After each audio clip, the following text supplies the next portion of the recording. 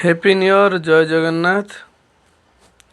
जो माने चाहूले किसी परिवर्तन हबार किसी नुआ करिवार किसी खराब जिनस छाड़बार किसी नुआ भल जिनस आपणेबार किसी भावुले जे के 2025 आसू किसी आरंभ करवा किसी भावुले जे कि ये जो मो खराब गुण अच्छी 2025 आसू मु छाड़देवी। किसी लोग भावुले जे कि 2025 रे